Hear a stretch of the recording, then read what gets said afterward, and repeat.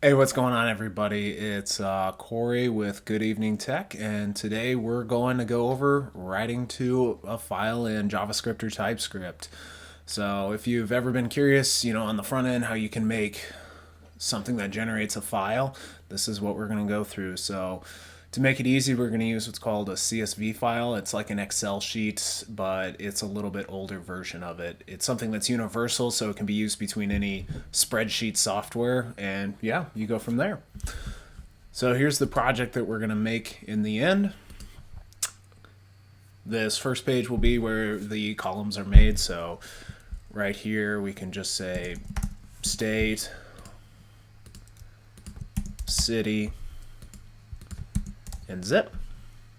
Hit submit. See, it'll make each one of those, and then state, I don't know, Idaho, city, Hayden, 83885, new entry, California, Palm Springs, and 98544. I don't know any ones, but you can just keep adding them, and then you just hit export. Go over here, open this up. I think this is the one that was just made. Yippers. Open that up. For some reason, Excel loves to take forever on this, but you can see in the preview, it made the file for us. Now, let's see if it'll open. Good old Excel likes to take its sweet time. There we go. Up. There we go. So as you can see here, it's all the data that we added into it, and it was made entirely on the front end. So there's no back-end server running besides the dev environment, but this is something you could make and have it on somebody else's computer, and they would be able to make their own files. All right, let's minimize that. Now let's start with the project. So I'm going to get rid of this window, shut down the finished programs, local dev environment. But in here, I'm going to be using Visual Studio Code. So if you want to follow along, it's completely free IDE. First thing I'm going to do, have my little terminal open here. If you need to open up your terminal on a Mac, this is what it looks like right here. You just hit New Terminal. If you're on Windows or Linux, you'll have your bar attached to the top here. So what I'm going to do is npm init. Just going to auto through all the options. I just want it so we can install applications and go from there. So first thing I'm going to do is create all of my files. So we have source, our index.html. So inside our index.html, got animals going crazy over here. I'm just going to copy it all over from my other file, paste it in here. So we're going to pull in a Bootstrap. If you're not familiar with Bootstrap, it's just a CSS framework that helps us make stuff look nice very fast. So going down through the body, we have a class of container, rows, columns. This is all just a part of Bootstrap. See right here, basically how I have this lined up is this is where it said writing the CSV at the top of the file, and how this is set up here is it's going to put our project in the exact middle of our screen. And this is how we're going to pull in our JavaScript. And you see here we have a special thing that says type module. It lets us use import and export features. So if you're not too familiar with that, you'll see it as the program goes along. All right, so in here, I'm going to add an app.ts. I always like to start out with a console.log. Connected. Ooh, there we go. Always curious when these things yell at me. All right. Next thing we're going to do is install. Well, hold on. Let me get my Bootstrap. If you just go to the Bootstrap website and download the files, if you don't want to download them for some reason, you can use their CDN, which will just pull all of it over. But I don't need any of the JavaScript. I'm not doing anything that requires it, so just need the CSS files. Both in the source folder. I know sometimes Visual Studio Code's hard to tell where things are, but an easy way to figure it out is just close the folder and open it. It looks like this index file might be in it, but as we can tell, it's not. All right, close that. Now, what I'm going to do is install something called Snowpack. So Snowpack's like Webpack. That's the big box name. You've heard of it before. If you haven't, it's a module that just takes all of your JavaScript files and squishes them together. It does the same thing with CSS and HTML, but I just mainly use Snowpack for this for, what's a good word, to run a local dev environment. So you'll see what I'm talking about here in a second. So, oops, npm install. There we go.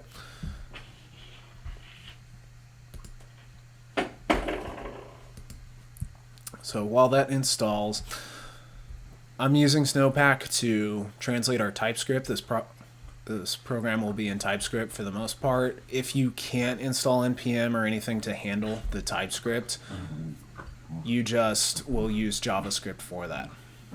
So you'll see throughout it that TypeScript is just a superset of JavaScript. And pretty much everything you do in TypeScript, you can do in JavaScript and vice versa.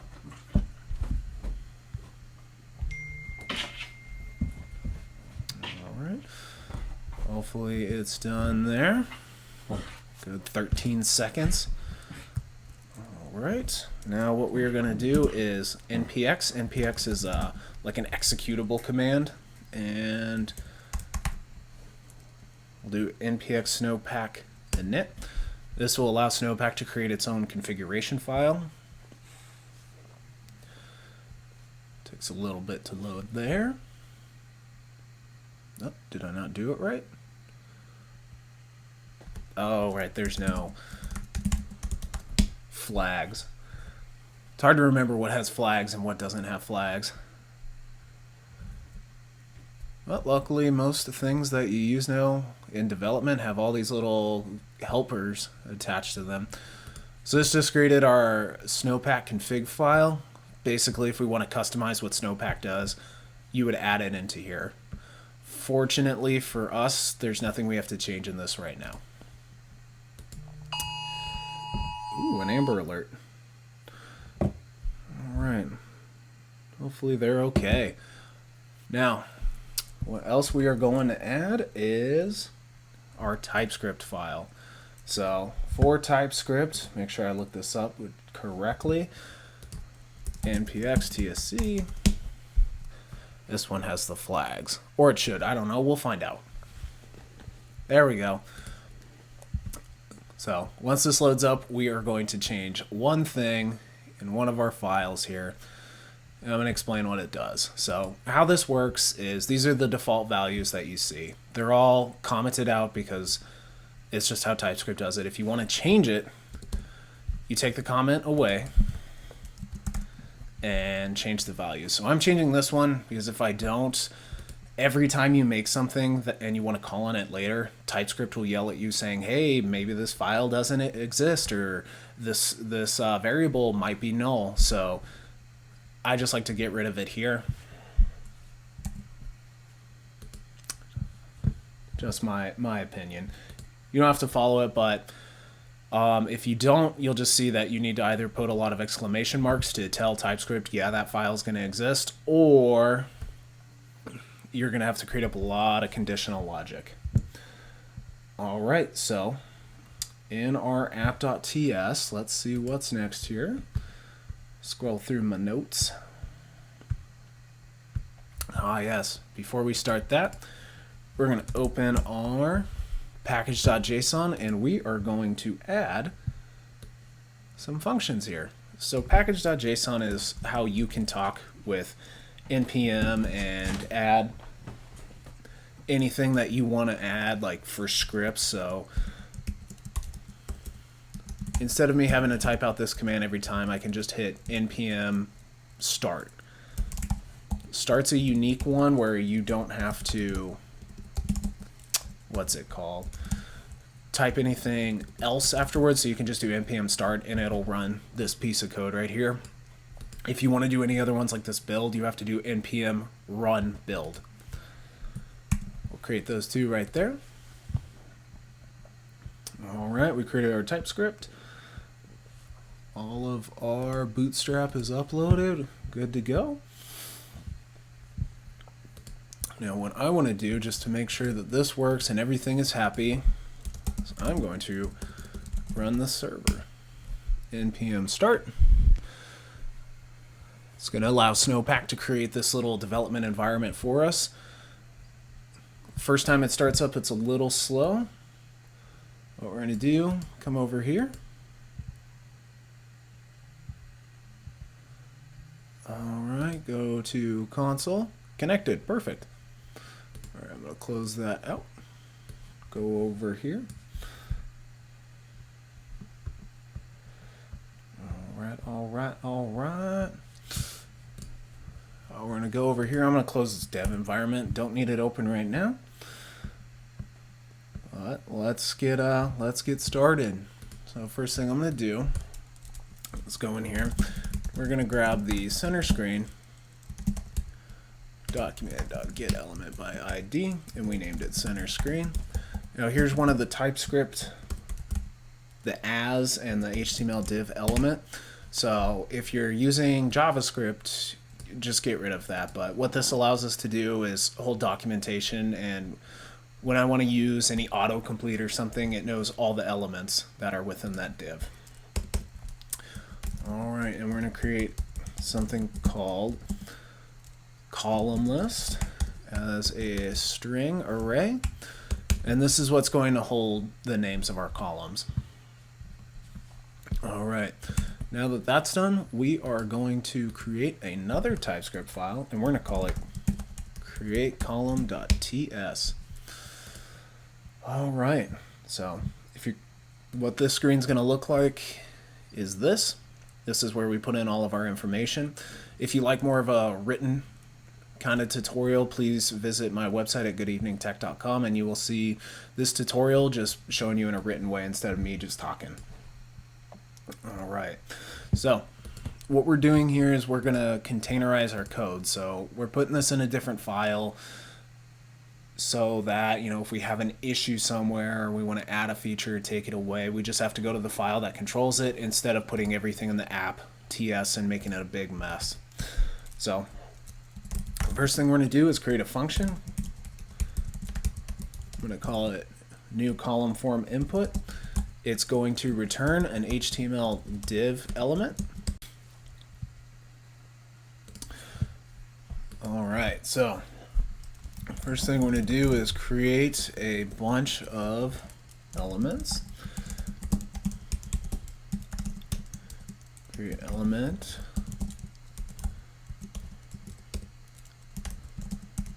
Once I type all of this out, we will go over exactly what they do.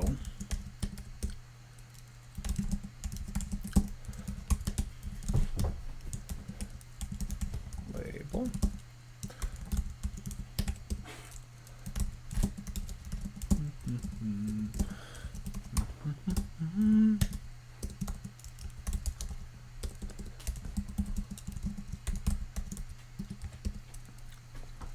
So take this time because you'll see a lot of these parts throughout this video. If you've ever used any kind of framework like React or Angular, you'll learn to appreciate that a lot of this stuff right here is handled by those frameworks. So vanilla JavaScript is great for small projects and everything, but as you can see, typing this out and throughout this course, creating elements can get a little long, but that's why we put it inside these functions, and it can be used later on, so we don't have to type this multiple times. Alright, so now what we're going to do is we are going to add some classes to all of our items. Dog's back there going crazy. Alright, all of these classes are just so we can have a little bit nicer than just regular HTML to look at. Oh, there we go. So the way I'm structuring all this code is just adding it where, like adding all the sections together. So all of these elements, I'm going to add all of the classes together. If there's any IDs, I'm going to add those all together. And when I go later on and add them to themselves, it's all done in the same place. It's just how I like to look at it.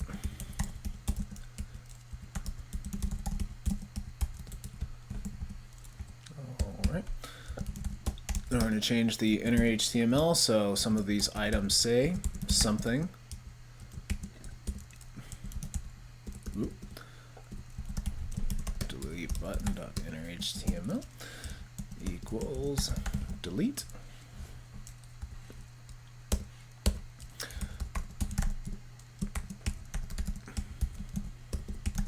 A lot of setup, but luckily you do this once and you don't have to type it out again.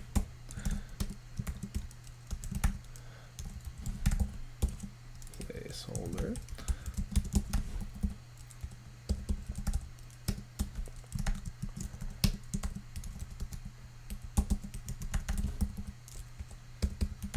Alright, now we're going to start to append everything together. So the order you do this in, if you're using it for multiple items like we will with our subcontainer div, it does matter because it's the way that it'll start to display everything. So it's like an array using push, where the way you call it will add the last item called to the end.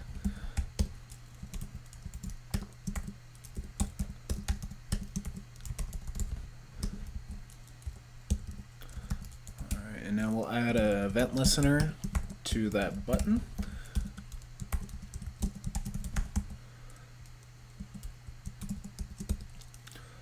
Alright, this is just a nice little way to traverse our HTML documents. We know that this delete button is inside the subcontainer, which is inside this container. So when we want to delete the entire thing, we just go through the delete button to the element above it, to the element above it to remove it. Alright, and we'll just return the container div. So now TypeScript will stop yelling at us. We made our HTML div, which is that container div. So every single time we want to make something, make this little container here, we only had to type it out once.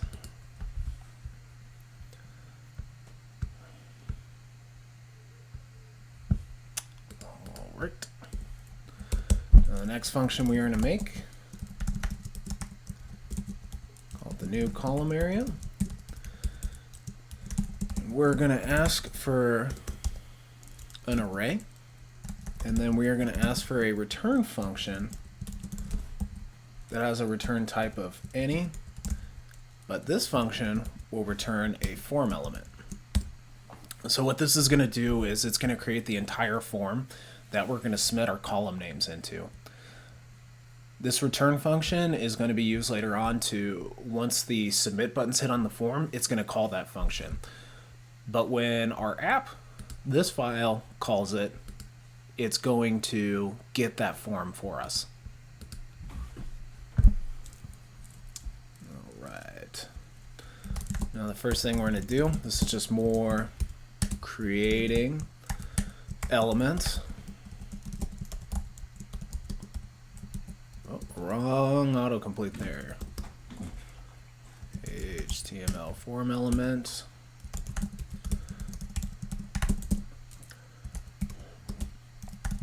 We're going to create a field set to hold everything in. Alright. We're going to create a legend for it.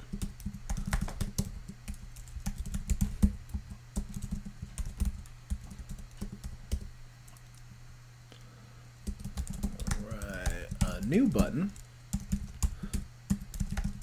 This is the button that will, well, this is the div that's going to hold it, but it's the button that's going to call on that function up here to create the new files. Sorry.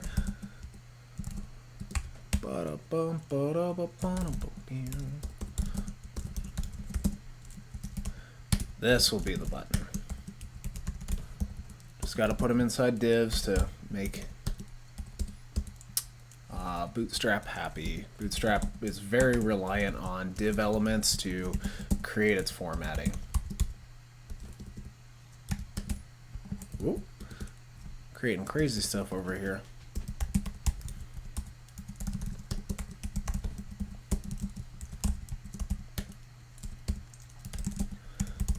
Alright, and this will be the input that submits the form.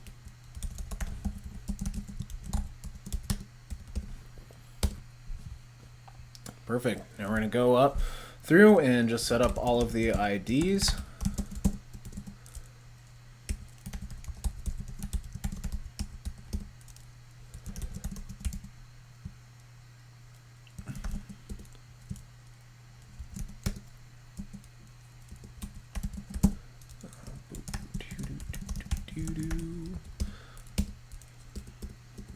There we go.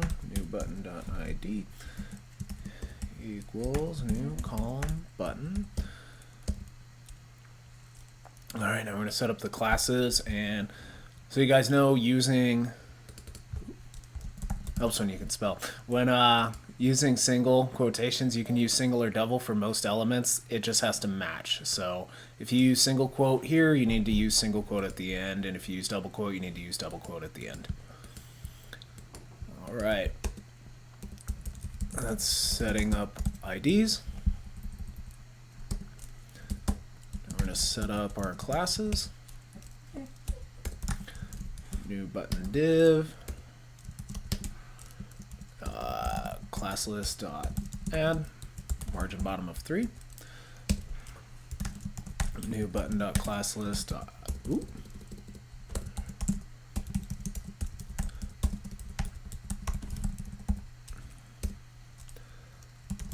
Submit input div dot class list dot add.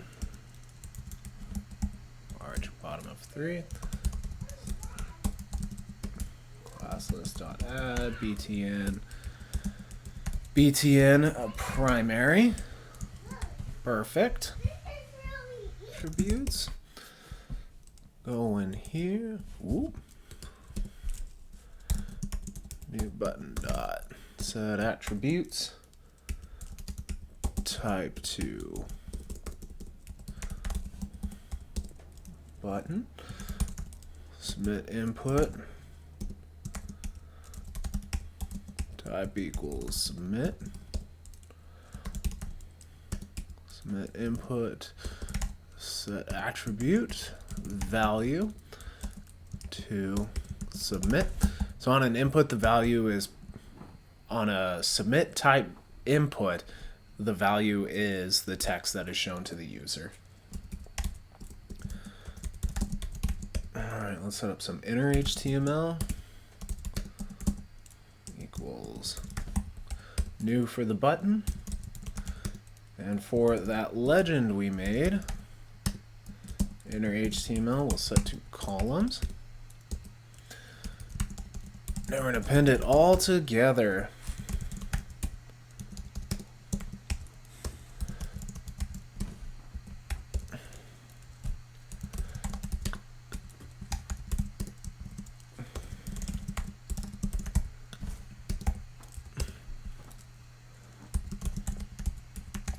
Now, so far for HTML elements, I haven't seen a difference between append child and append. So we will see if that that holds true at the end of all of this. All right, main field set dot append, main field set legend, and then the main field set dot append child, new column form input.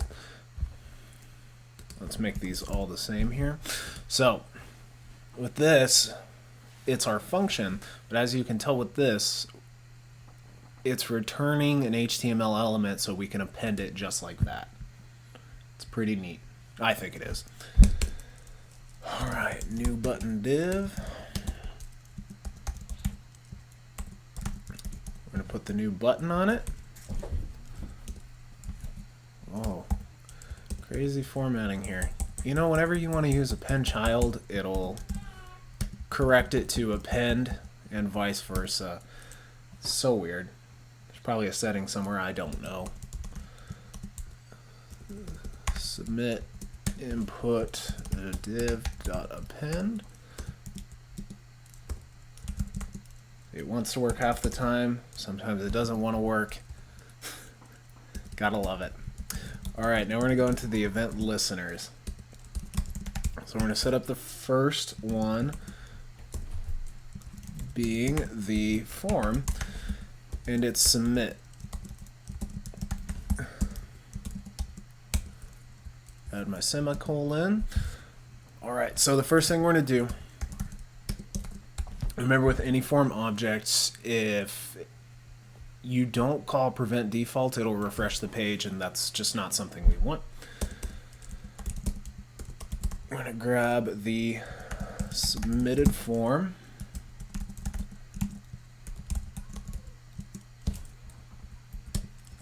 Perfect. Now we're going to call something called column inputs. We're going to go over here, and we are going to get into the submitted form and then get elements by tag name. Input as it's a collection, HTML collection of, and we're going to be getting HTML input elements. Alright. What we're going to call down here is a function inside of the array object in JavaScript. So we know that column inputs is iterable, which means you can go over. We know it's a collection of those input elements, but if you try to use something like for each on it, it's not built into an HTML collection. So we can use the array object inside JavaScript to do this work for us. So this is a way to call a for each method on something we know we can iterate over but doesn't have the method. All right, go in here, call that an HTML input, and then run a function on each item. So what we want to do for the column input, make sure it's not the S one. So this is a singular object, not get animations, get attribute. There we go. We're going to check if the type is text. If the type is text, we're going to push the column's input to the array at the start of the function. So the array that is given to this form, we're going to push the value to it. So this will ensure that what's it called? That input we have that is the submit, we're not taking the submit value from it. We're only taking those text values. All right. And once that is done, let me make sure I'm in the right place. We will then run our return function. So if somebody submits the form, we'll run the return function that will declare in the app. Now that's it for the form submitting, but now we are going to add an event listener to the new button of click. And in here we won't need the event, but inside of here we will need, what am I looking for? I'm going to grab the new field.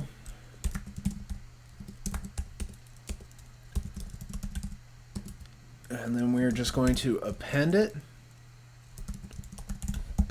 So we're going to create, with that function we originally called, we're going to append a new version of it. You could just put this function inside here, but I just like it for clarity of what we're doing inside the function. But with all of that done, what we're going to do is return the main form. Now something we need to remember here is calling our export. So what we're going to do down here is we're going to export the create new column area. So we are going to export this function that we made. There's no reason for us to export this function because this function's only called inside of this one. So it'll stay internal to this file and be used by this function, but we don't need to send it out to the app file. All right, now what we're gonna do is we're gonna go in here, and at the top, we're going to import create new column area, and VS Code likes to finish it for us. That's perfect. Now what we're gonna do down here is window on load. So once the window loads, we're gonna run a function, and in that function we are going to append the create new column area, and we're gonna pass it the column list. And then for that function, I'm just gonna give it a throwaway function so we can see if everything works. So this will appease the argument, but when you hit the submit button, nothing's gonna happen. All right, let's go down here and run npm start and see if it works. Perfect. It's loading somewhere. Pull this over. All right, let's try this out. So column name, new, another column. When we hit submit, nothing should happen. Perfect. And then let's make sure the deletes work. Perfect. Awesome. So that is the first part of this. So I'm going to close this down, and I'm going to close this dev environment. To do this on Mac, it's Control-C. That's what closes out the server. For Windows, it's the same thing. You just hit Control-C while you're selected inside the terminal. That'll stop whatever's going on in there. All right. Now let's create the part of our app that we want to create the actual CSV file with. All right, let's see what I called this file. There we go. Just want to make sure I match everything to everything, you know. csv.ts. Perfect. All right, so the first thing we're going to do is create another function that creates stuff for us. Do the create table. And we'll want to receive an argument of column strings. And then we are going to return an HTML table element. All right, so we're just going to go down the list and create everything that we need. Create element table as HTML table element.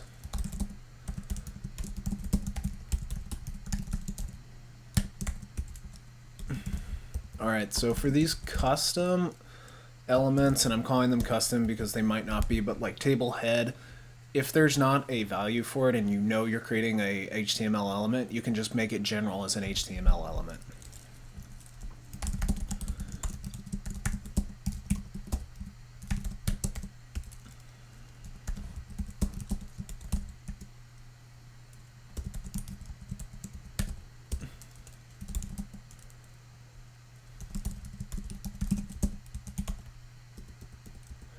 All right, for this one, we are going to hold off on it right now because we're going to have a function that makes it.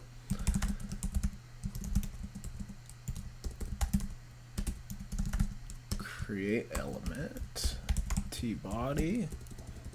Oh, as fast as I type, you'd think I would be able to spell. There we go. First row equals create element tr.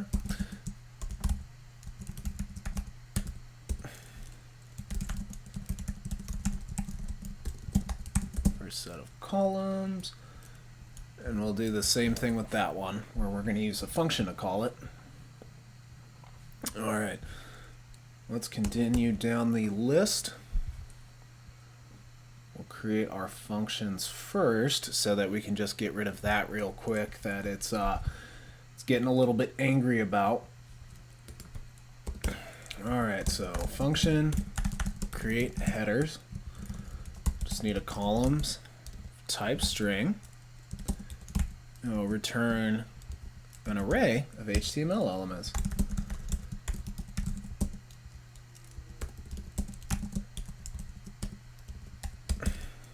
Alright, we'll create that array right there. What we're going to do with those columns that we receive as an argument is we are going to iterate over them. So the reason you want to do a code like this is you don't know how many elements the user wants to put in there. So you don't want to code for, oh, I think they want just 10 elements, and set the amount to 10. That's no bueno.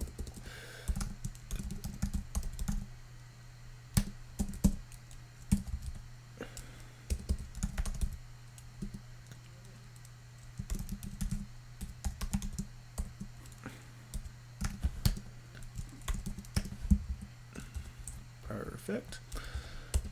Get out of that, and then we will return our return headers. So, why is this getting mad? Oh, it's my spelling. Element. There we go. So we'll receive a column of strings that is going to be the headers of the document, but like I said, if the user wants to give you 5 elements, 10, 15, writing the code like this prevents them from having an error or you trying to figure out what they want. This does all of it for us. So it's going to create a new table head item each time. Now that that's done, let's go back up here to our table headers, and we will call that create headers columns. So that string we have, and as an HTML element like that. Now what we're going to do is make our next function that creates a row. So much like the last one where we created that little input, this is going to do essentially the same thing.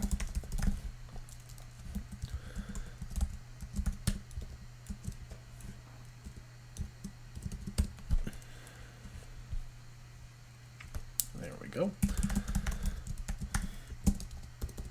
This goes along with the other one of you just want to use dynamic data. You don't want to restrict yourself to X amount of fields.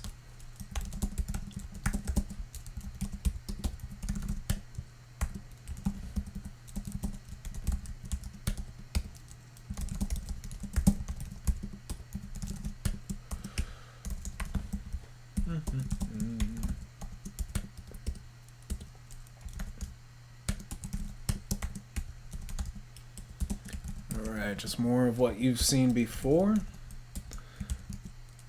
It's a lot of work to be done to get the result at the end that can be scaled up or down. You can add what you want, you can take away what you want to make it your own.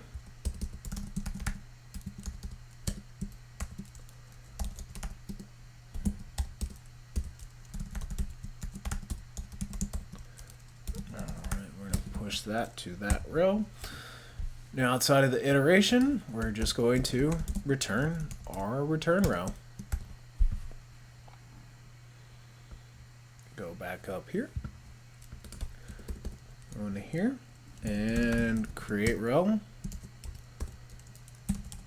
and give it the column's length. So now that I've shown you what's going to be given to it, this is what's going to create all those inputs that we have. So being dynamic, you want to make sure that you create the right amount of inputs so the user gives you 5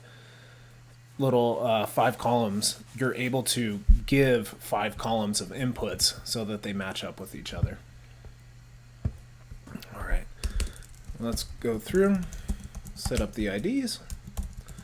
We'll just need one ID, call it main table.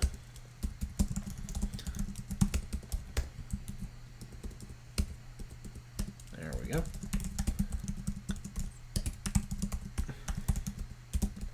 Got a little bit of styling there from Bootstrap.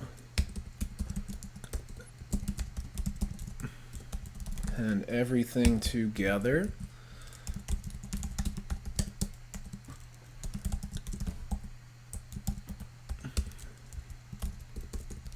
And table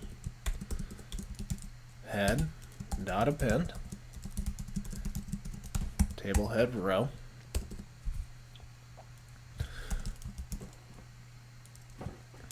Table headers dot for each table head row dot append table head. So a question that might come up right now is, why can I use a for each right here when I couldn't use it in the other file? So the reason it's doing this is when we call document.getItems by tag name is it is returning an HTML collection. We declared this as an array of HTML elements, so we get access to array functions like for each natively on the object. So you can still call a for each on an HTML collection. You just have to go through asking an array to deconstruct it for you.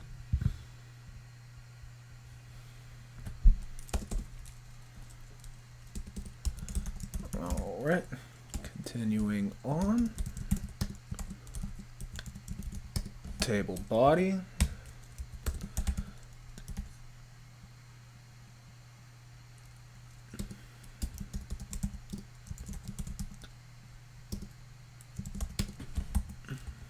Make sure I'm doing that right. Yep.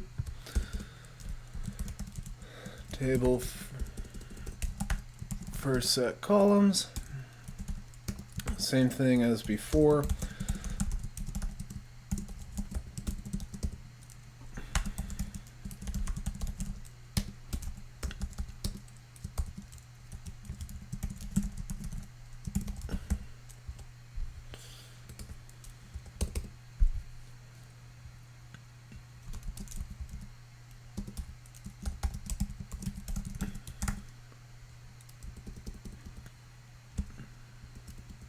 Ooh, haven't made my button yet. Nope, need to add my button here. So we can add a new button. Nope, where'd it go? Apple Mouse is crazy how fast it goes. We're going to create our buttons down here. Just going to comment that out just in case it tries to yell at us. We don't need errors. Column length number.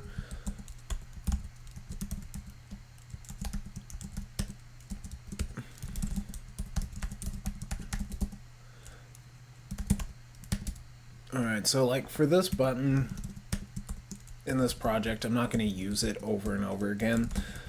But when you have a function that just starts filling up with a bunch of other data and information, it's just nice to pull it away. It helps for readability.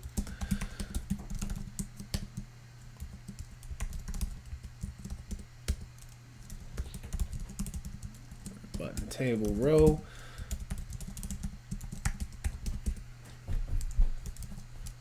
New button dot inner HTML. New button dot class list dot add. It's okay, Molly.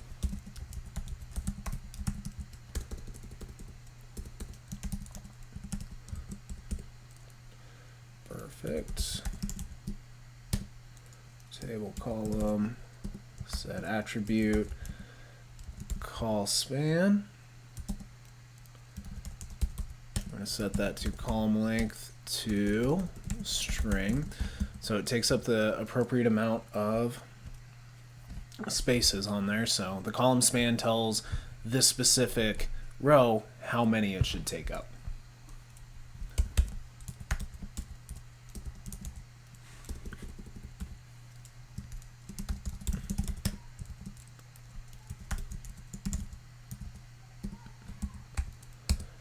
Boop boop doo.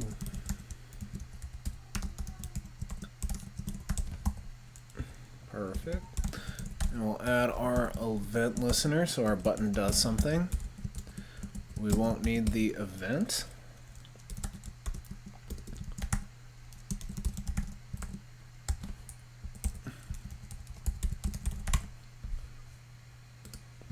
Perfect. After I get done returning this, we're going to go back and make our new row handler function.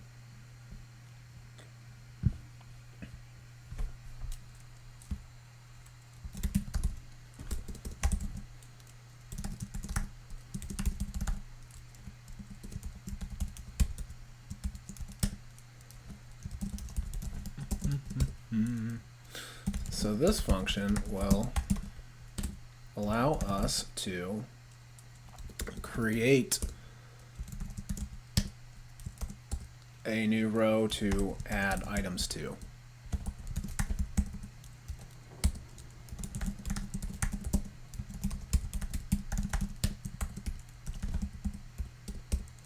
There we go.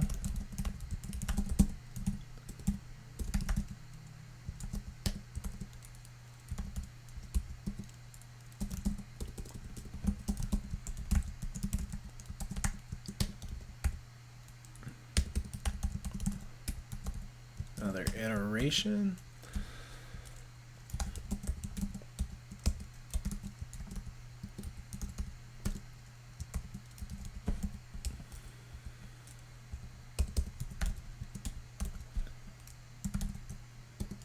So what we're doing here, if you've ever seen this before, is how I said append child will add to the absolute last part of an element.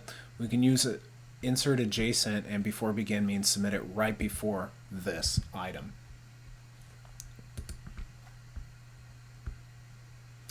So that's what we are doing there. Go down here, new row handler, do that.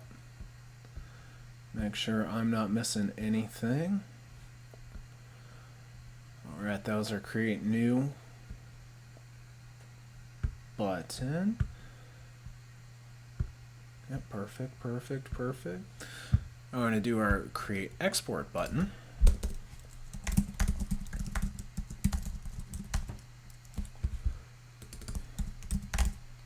Function create export button. Same thing, get a column of string. We're going to return an HTML row element.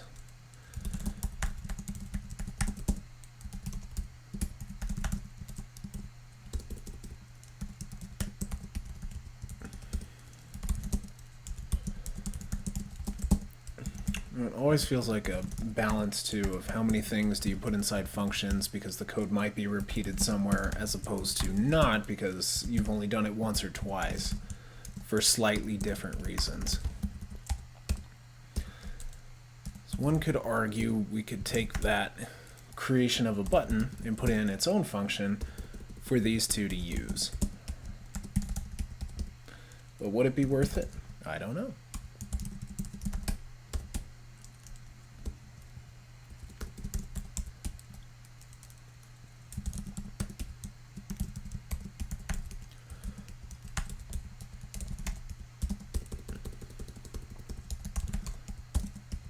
I'm having a terrible spelling day, though.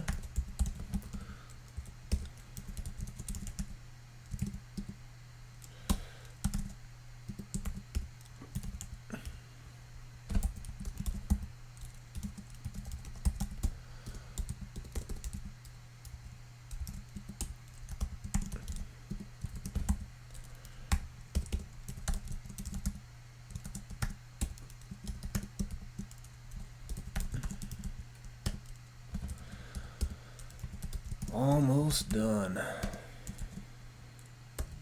Oh, did I flip these? No, I didn't.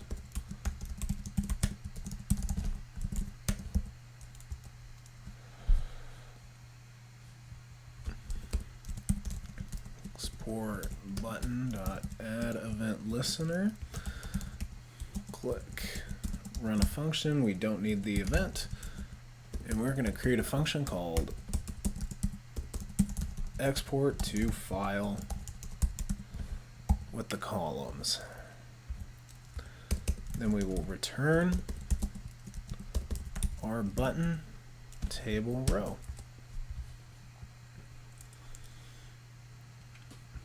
Create export button. Alright, let's go back up here to our table body so that we can add those two things and then go on our merry way. Table body, append child, create new button with columns.length, and table body.append child, create export button with columns. Perfect. Go under here and return the main table, which should get rid of that error. Perfect. All right, as you can see, that's a lot of code right there. A lot of it's set up though. So a lot of it can be typing. Like I said, make sure to check out my website if you don't want to type this. There will also be a GitHub where you can just copy the code over and just look over it. But let's move on to the final fun part. We're going to create a function called export to file. We're going to get the column names as an array of string. We're going to go in here. We're going to grab that main table, get it by ID of main table.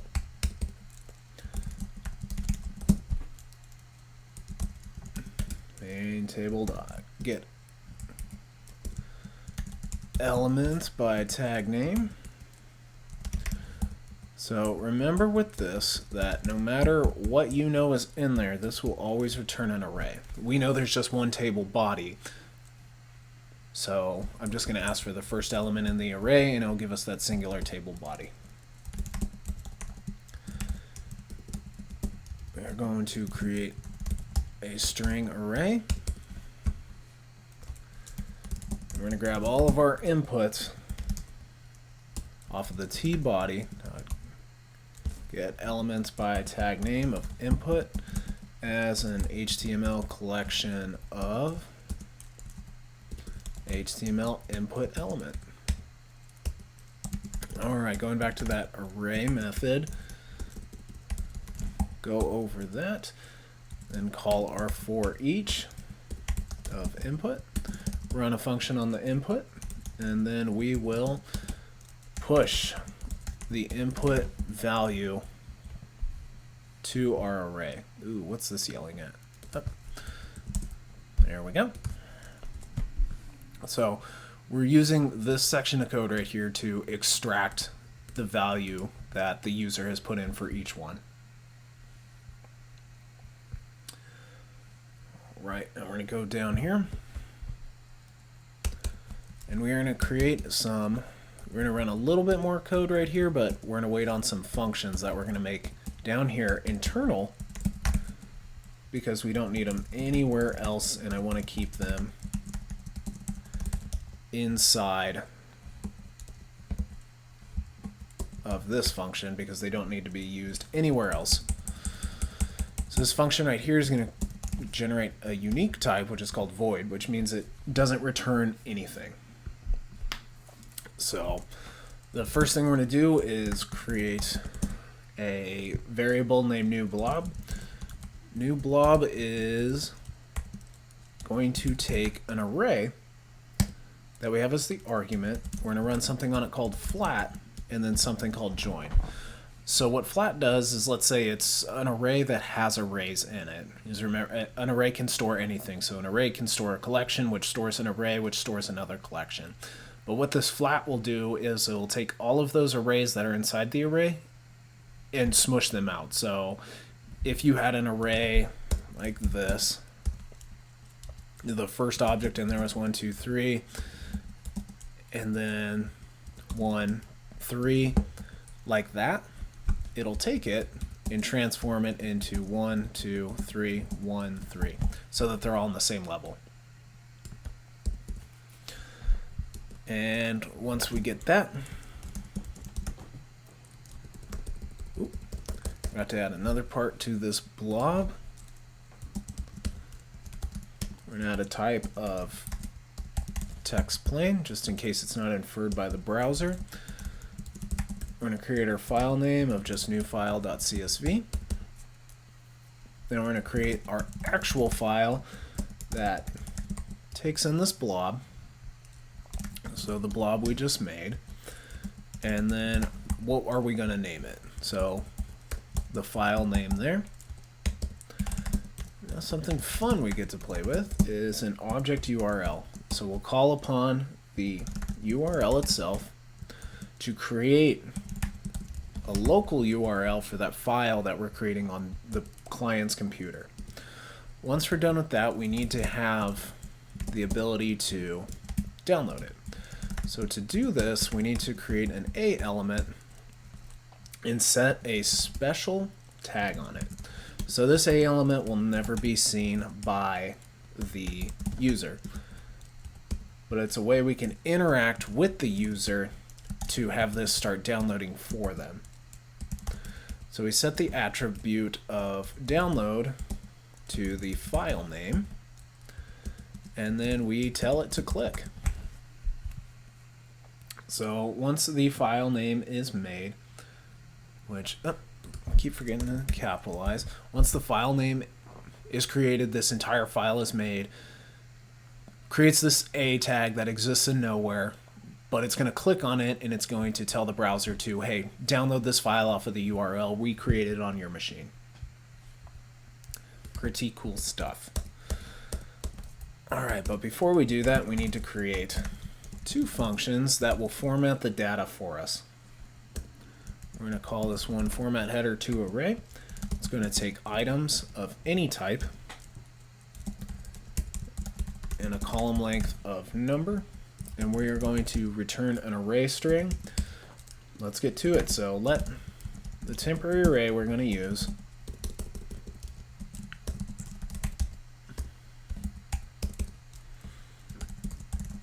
we're going to iterate over the column length.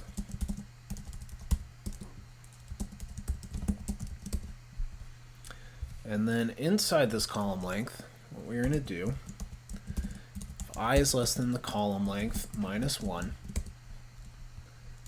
we are going to take our array, we are going to push these tags right here are called backticks. It lets us do something special here that you will see with the $sign, the array item, and then add a comma.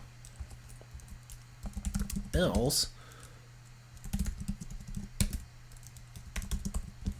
backticks again, items I, and then a special character here. So if you're curious, what does this mean?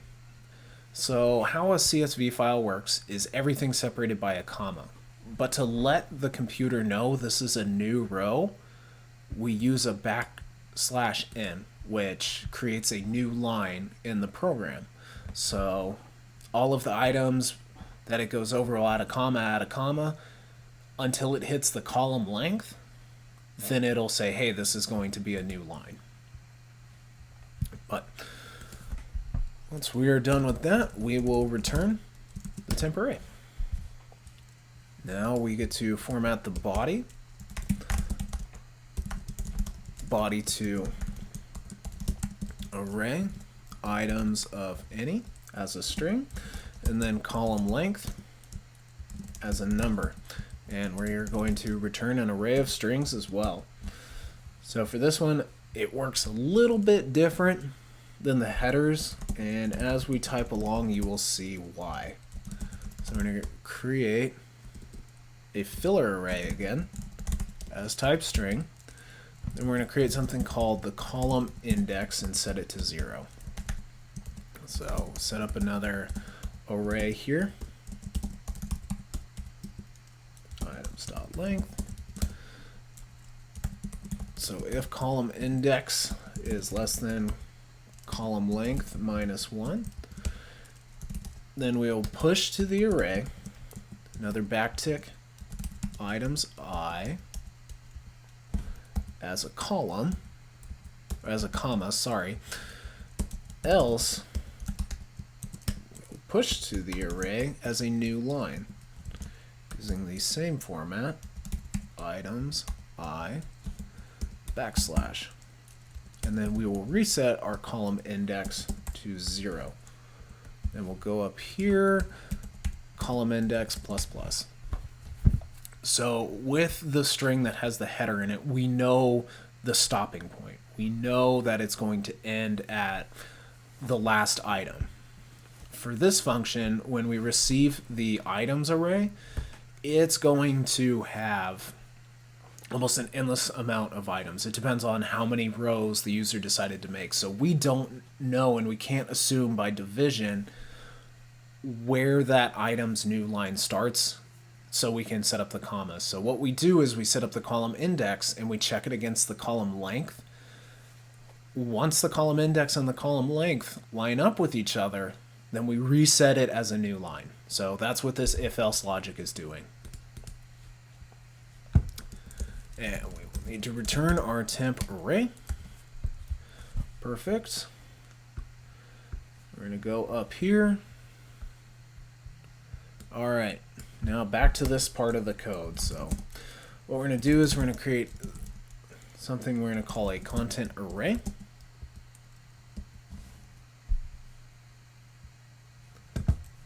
And we are going to use what's called a spread operator. First thing we're going to do is set up the function of column names. Did I not spell it right?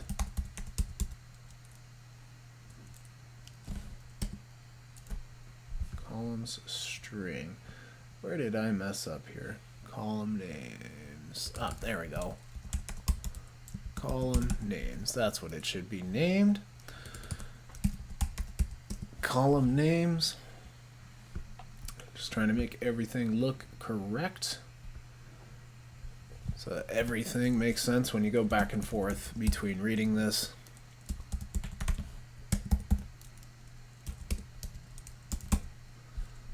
Format body to array. Then we'll grab those input values that we had up there. Column names dot length. All right, so what the spread operator does is this is going to return an array. I want to grab that array and capture it in here and make a copy of it. So arrays are weird how they refer to values. It could take it as a reference value, and if it's modified anywhere else or the compiler tries to dump it out, it could remove this value without us directly even modifying it. So is that going to happen? Probably not, but I think this is just a safer way to handle it. Just make copies of everything. Don't try to modify something while you're using it somewhere else. Right, making sure I am not missing anything else. I am. We get to use our generate file off of the content array. Perfect. All right, we went over all of that. Went over generating the file. Go down here. We are going to export our create table, the main function that was used. Now we go back to our app TypeScript, and then we will go up here, import the create table. VS Code handles everything else for us. Still got this element right here that we have taken, the center screen. Then we have the column list, the way that we're going to talk between the center screen and how we're going to change our state. So what we're going to do here is create a function called create state in the ES6 way. It's not going to return anything. Go in here, we're going to set the inner HTML to nothing. We're going to flush it out, just get rid of everything. And then we are going to append our create table with the column list. once we do that, now we go down here, and instead of giving it a blank function, we'll give it change state. All right, now that all of that is done, let's go down here, npm start.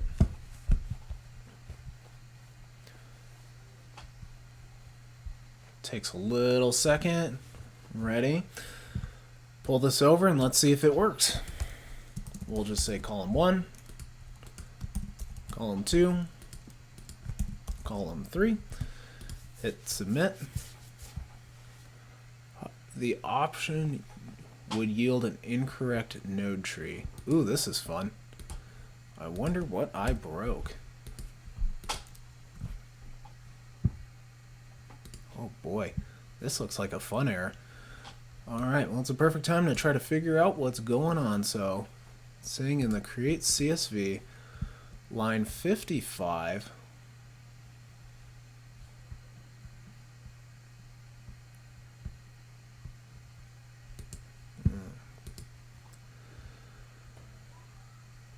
append child at native code. What's it getting mad about?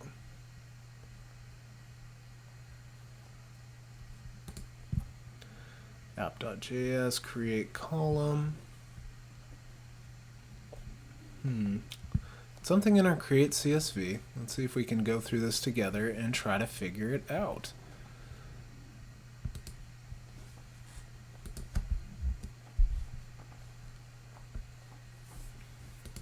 What did I do wrong? Turn that. Everything seems to be happy here. This is the fun part with JavaScript. When it gives you an error and it doesn't tell you what that error is. Let's pull up our console here and see if it gives us any better insight. We'll just call you column 1. Hit submit. There we go. Button table column append. See, this is nice.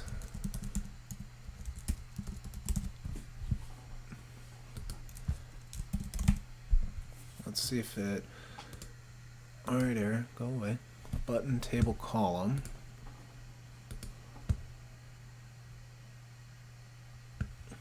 So let's have. It doesn't like the button table column append. Oh, let's see here. I think I know what's wrong with it. Let's look at the master one because we're recursively trying to add a button to itself. But let me open up the actual one so you guys don't have to sit here and figure out what I'm trying to do. But this is a perfect thing to try to see what's going wrong with something. Button table column dot append. So this should be button table row. All right, let's try that. Let's see if it sets on fire with this. Get rid of our console here. Column 1, hit new. Column 2, column 3. Ooh, there's something else going wrong. Well, I'm gonna look over this real quick and we'll kick the video right back. Alright, perfect. So, figured out the problem. Right here, this was named as submit input when it should be. Geez, now I can't even spell it. Submitted form. So once you save that, reload. Let's do street, city, state, hit submit. 1, 2, 3, 4, main street. Let's open this up a little bit.